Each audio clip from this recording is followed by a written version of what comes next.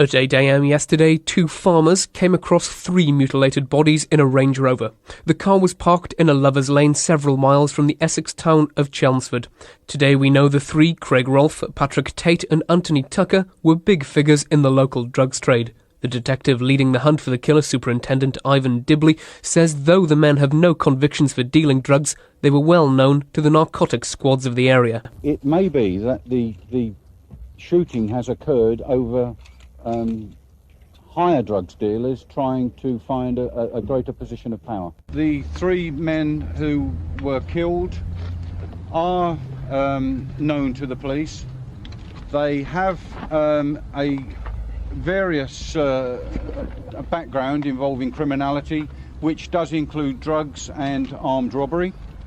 It still doesn't help me at the moment as to why they were selected for this killing in this lay-by, but of course we are doing some research in regard to their associates.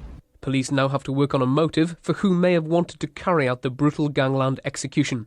Press speculation claimed it could have been the three were hiring a hitman themselves and it went wrong for them. I really don't know whether that is the answer. I do know that is a potential.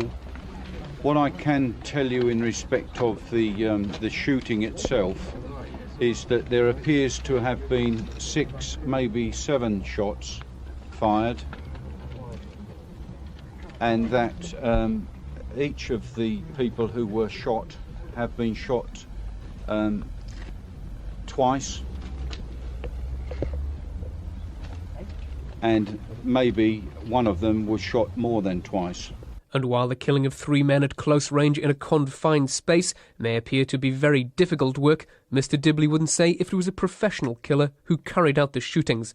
Indeed, he couldn't or wouldn't say if there was more than one person who pulled the trigger. Each suffered horrific wounds with shots fired into the backs of their heads. Superintendent Ivan Dibley says it looks as if the best explanation would be a gangland assassination. Not sure of that at the moment, but there would appear maybe to be a connection with their drugs dealing, and perhaps there has been a falling out of people in that connection. But what is being made clear is that police are making no link between this triple murder and the ecstasy that was involved in the death of Essex teenager Leah Betts last month. I must say that this is pure speculation by the media.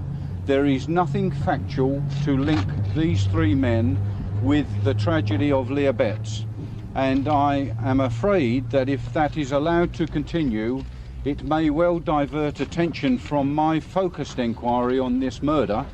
Another young victim of the Essex drug trade is the girlfriend of one of the three men shot dead on Wednesday night. Donna Jaggers, girlfriend of Craig Rolfe, today made an emotional appeal for any information that might help find the guilty. I'd just like anyone who was with them, maybe in the afternoon, who knows anything about what's happened to them, or if they see anything, to just come forward. We need all the help we can get.